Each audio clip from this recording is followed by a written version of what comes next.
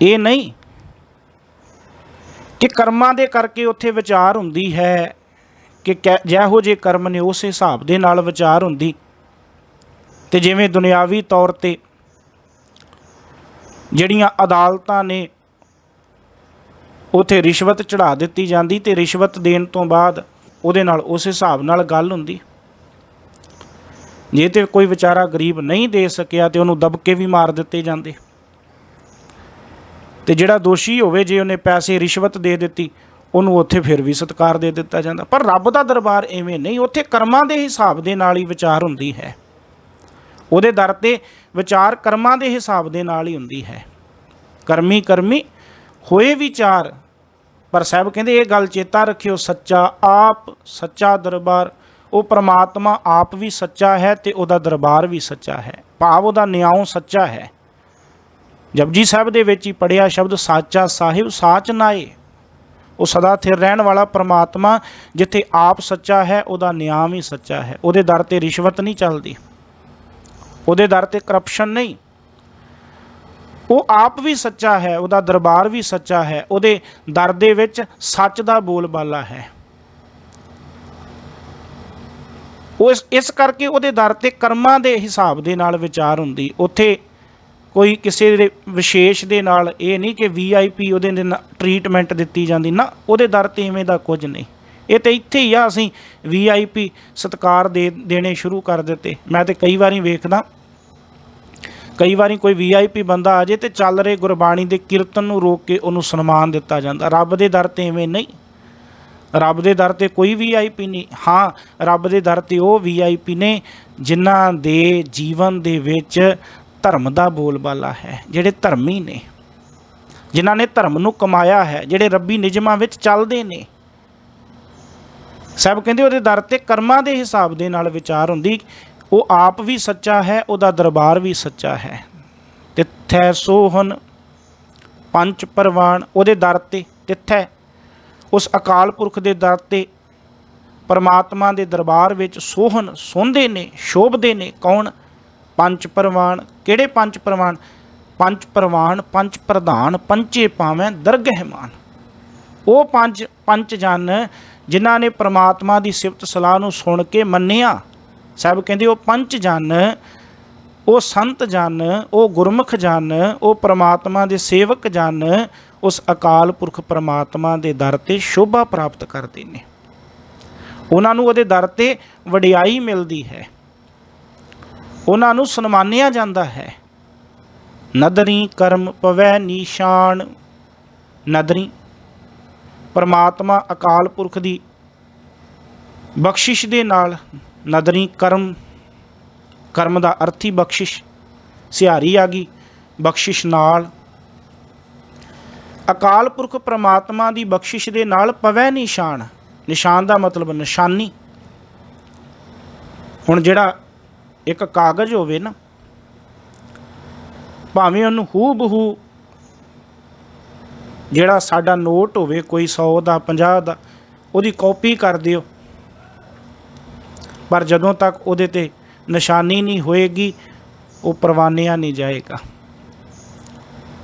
कई बारी आपां अपने कोई कागज़ सरकारी तौर पर प्रवान कराउण लई जाने आ ना, तो जे वो मोहर ना लाउण, निशानी ना लाउण, वो प्रवान नहीं चढ़ते। कोई निशानी लाई जाती है, मोहर लाई जाती है। तो कहते जिहड़े अकाल पुरख परमात्मा के दर ते धर्म नूं कमा के पहुँचते ने ना सतसंगी जन, वो उहदे दर ते शोभदे ने। ते उन्हां दे साहब जी कहते परमात्मा की मेहर बख्शिश दे नाल वडियाई दे निशान लगते ने। नदरी कर्म पवै निशान। प्रभु की बख्शिश के द्वारा उन्हां दे मत्थे उत्ते इसका निशान पै जाता है, बख्शिश का निशान पै जाता है, ये भगती भाव का निशान पै जाता। तो उहदी वो भगती जिहड़ी है ना, वो निशानी दे करके साहब कहते संसार विच प्रगट हो जाती। साहब दे बड़े प्यारे बोल ने। साहब कहते गुजड़ा लद्दम लाल मत्थै ही प्रगट। जिवें क्रोध मत्थे ते प्रगट हो जाता ना, पता लग जाता भी बंदा गुस्से च आ। लोभ मत्थे ते प्रगट हो जाता, ਵਾਸ਼ਨਾਵਾਂ ਮੱਥੇ ਤੇ ਪ੍ਰਗਟ ਹੋ ਜਾਂਦੀ, ਪ੍ਰੇਮ ਵੀ ਮੱਥੇ ਤੇ ਪ੍ਰਗਟ ਹੋ ਜਾਂਦਾ। ਇਸੇ ਤਰ੍ਹਾਂ ਭਗਤੀ ਦਾ ਰਸ ਵੀ ਮੱਥੇ ਤੇ ਪ੍ਰਗਟ ਹੋ ਜਾਂਦਾ। ਮੱਥਾ ਦੱਸ ਦਿੰਦਾ, ਅੱਖਾਂ ਦੱਸ ਦਿੰਦੀਆਂ ਕਿ ਇਹ ਮਨੁੱਖ ਕਿਸ ਅਵਸਥਾ ਵਿੱਚ ਹੈ। ਸਾਹਿਬ ਕਹਿੰਦੇ ਇੱਕ ਗੁਪਤ ਲਾਲ ਮੈਨੂੰ ਲੱਭਿਆ, ਪਰ ਮੈਂ ਉਸ ਗੁਪਤ ਲਾਲ ਨੂੰ ਰੱਖ ਨਹੀਂ ਸਕਿਆ, ਛੁਪਾ ਨਹੀਂ ਸਕਿਆ। ਮੈਂ ਬੜਾ ਛੁਪਾਉਣ ਦਾ ਯਤਨ ਕੀਤਾ ਪਰ ਮੈਂ ਛੁਪਾ ਨਹੀਂ ਸਕਿਆ। ਉਹ ਲਾਲ ਕਿਹੜਾ ਸੀ? ਪਰਮਾਤਮਾ ਦੇ ਗੁਣਾਂ ਦਾ। ਉਹ ਲਾਲ ਸੀ ਪਰਮਾਤਮਾ ਦੀ ਭਗਤੀ ਦਾ। ਗੁਜੜਾ ਲੱਦਮ ਲਾਲ ਮੱਥੇ ਹੀ ਪ੍ਰਗਟ ਥੀਆ। ਉਹ ਮੱਥੇ ਤੇ ਪ੍ਰਗਟ ਹੋ ਗਿਆ। ਜਾਂ ਬਾਬਾ ਜੀ ਕਹਿੰਦੇ ਅਨੇਕ ਯਤਨ ਕਰ ਹਿਰਦੈ ਰਾਖਿਆ, ਰਤਨ ਨਾ ਛਪੈ ਛਪਾਇਆ। ਕਹਿੰਦੇ ਬੜਾ ਯਤਨ ਕੀਤਾ ਇਹ ਪ੍ਰਗਟ ਨਾ ਹੋਵੇ, ਪਰ ਕਹਿੰਦੇ ਉਹ ਨਾਮ ਰੂਪੀ ਰਤਨ, ਉਹ ਭਗਤੀ ਰੂਪੀ ਰਤਨ ਪ੍ਰਗਟ ਹੋ ਗਿਆ। ਸ਼੍ਰੀ ਰਾਗ ਵਿੱਚ ਸਾਹਿਬ ਜੀ ਕਹਿੰਦੇ ਤਿੰਨ ਮੁਖ ਟਿੱਕੇ ਨਿਕਲੈ ਜਿਨ ਮਨ ਸੱਚਾ ਨਾਉ। ਪਰਮਾਤਮਾ ਉਹਨਾਂ ਦੇ ਮੱਥੇ ਤੇ ਬਖਸ਼ਿਸ਼ ਦੀ ਨਿਸ਼ਾਨੀ ਲਾ ਦਿੰਦਾ ਹੈ। ਤਿੰਨ ਮੁਖ ਟਿੱਕੇ ਨਿਕਲੈ, ਮੱਥੇ ਤੇ ਬਖਸ਼ਿਸ਼ ਦਾ ਟਿੱਕਾ ਲਾ ਦਿੰਦਾ ਹੈ। ਕਿਹਨਾਂ ਦੇ? ਜਿਨ ਮਨ ਸੱਚਾ ਨਾਉ, ਜਿਨ੍ਹਾਂ ਦੇ ਮਨ ਵਿੱਚ ਸੱਚਾ ਨਾਮ ਹੈ। ਇਸ ਕਰਕੇ ਨਦਰੀ ਕਰਮ ਪਵੈ ਨਿਸ਼ਾਨ। ਕਹਿੰਦੇ ਪਰਮਾਤਮਾ ਦੀ ਬਖਸ਼ਿਸ਼ ਦੇ ਨਾਲ ਉਹਨਾਂ ਦੇ ਜੀਵਨ ਦੇ ਵਿੱਚ ਸਾਹਿਬ ਜੀ ਕਹਿੰਦੇ ਪਰਮਾਤਮਾ ਦੀ ਵਡਿਆਈ ਦੀ ਨਿਸ਼ਾਨੀ ਜਿਹੜੀ ਹੈ ਉਹ ਚਮਕ ਪੈਂਦੀ ਹੈ। ਕੱਚ ਪਕਾਈ ਓਥੈ ਪਾਏ। ਪਰ ਇਸ ਸੰਸਾਰ ਵਿੱਚ ਕਿਸੇ ਦਾ ਵੱਡਾ ਛੋਟਾ ਅਖਵਾਉਣਾ ਕਿਸੇ ਅਰਥ ਨਹੀਂ। ਇਹਨਾਂ ਦੀ ਕਚਿਆਈ ਕੱਚਾਪਨ ਤੇ ਪਕਿਆਈ ਪੱਕਾਪਨ ਅਕਾਲ ਪੁਰਖ ਪਰਮਾਤਮਾ ਦੇ ਦਰ ਤੇ ਜਾ ਕੇ ਸਾਹਿਬ ਕਹਿੰਦੇ ਪਤਾ ਲੱਗਦਾ। ਇੱਥੇ ਤੇ ਹੋ ਸਕਦਾ ਕੋਈ ਆਪਣੇ ਧਨ ਦੌਲਤ ਦੇ ਕਰਕੇ ਬੜਾ ਮਾਣ ਸਨਮਾਨ ਪ੍ਰਾਪਤ ਕਰ ਲੇ, ਪਰ ਰੱਬੀ ਨਜ਼ਰਾਂ ਵਿੱਚ ਉਹ ਕੱਚਾ ਹੈ ਕਿ ਪੱਕਾ ਹੈ। ਸਾਹਿਬ ਕਹਿੰਦੇ ਉਹ ਮਾਲਕ ਜਾਣਦਾ ਹੈ ਕੌਣ ਕੱਚਾ ਹੈ ਕੌਣ ਪੱਕਾ ਹੈ। ਇਹ ਪ੍ਰਮਾਤਮਾ ਦੇ ਦਰ ਤੇ ਫੈਸਲਾ ਹੋਏਗਾ। ਕੱਚ ਪਕਾਈ ਉੱਥੇ ਪਾਏ, ਉੱਥੇ ਉਹ ਪ੍ਰਮਾਤਮਾ ਦੇ ਦਰ ਤੇ ਉੱਥੇ ਪਾਏ, ਉੱਥੇ ਪਤਾ ਲੱਗੇਗਾ ਕੱਚਾ ਕੌਣ ਹੈ ਤੇ ਪੱਕਾ ਕੌਣ ਹੈ। ਇੱਥੇ ਤੇ ਜਿਹੜਾ ਧਨ ਦੌਲਤ ਕਰਕੇ ਬੜਾ ਅਮੀਰ ਹੋਏ, ਭਾਵੇਂ ਉਹਦੇ ਕਰਮ ਅੱਤ ਦੇ ਮਾੜੇ ਹੋਣ, ਫਿਰ ਵੀ ਉਹਨੂੰ ਗੁਰਮੁਖ ਪਿਆਰਾ ਕਹਿ ਦਿੱਤਾ ਜਾਂਦਾ। ਫਿਰ ਵੀ ਉਹਦੇ ਗੁਨਾਹਾਂ ਤੇ ਪਰਦਾ ਪਾ ਕੇ ਉਹਨੂੰ ਸਿਰੋਪਾਓ ਦੇ ਦਿੱਤੇ ਜਾਂਦੇ ਨੇ। ਤੇ ਜੇ ਕੋਈ ਧਨ ਦੌਲਤ ਕਰਕੇ ਗਰੀਬ ਹੋਏ ਪਰ ਹੋਏ ਸੱਚੀ ਮੁੱਚੀ ਗੁਰਮੁਖ, ਉਹਨੂੰ ਕੋਈ ਗੁਰਮੁਖ ਸਮਝਦਾ ਹੀ ਨਹੀਂ। ਸਾਹਿਬ ਕਹਿੰਦੇ ਪਰਵਾਹ ਨਾ ਕਰਿਓ, ਇਸ ਵਿੱਚ ਧਰਤੀ ਥਾਪ ਰੱਖੀ ਧਰਮਸ਼ਾਲ, ਧਰਮ ਕਮਾਓ। ਕੱਚੇ ਤੇ ਪੱਕੇ ਦਾ ਫੈਸਲਾ ਉਹਦੇ ਦਰ ਤੇ ਹੋਏਗਾ। ਕੌਣ ਕੱਚਾ ਹੈ ਕੌਣ ਪੱਕਾ ਹੈ ਇਹ ਉਹਦੇ ਦਰ ਤੇ ਫੈਸਲਾ ਹੋਏਗਾ। ਇੱਥੇ ਭਾਵੇਂ ਕੋਈ ਜੋ ਮਰਜ਼ੀ ਬੋਲੀ ਜਾਏ, ਕੱਚੇ ਪੱਕੇ ਦਾ ਫੈਸਲਾ ਉਸ ਮਾਲਕ ਦੇ ਦਰ ਤੇ ਬਣੇਗਾ। ਇੱਥੇ ਮਨੁੱਖ ਜੋ ਮਰਜ਼ੀ ਬੋਲੀ ਜਾਏ ਕੋਈ ਫਰਕ ਨਹੀਂ ਪੈਣ ਵਾਲਾ।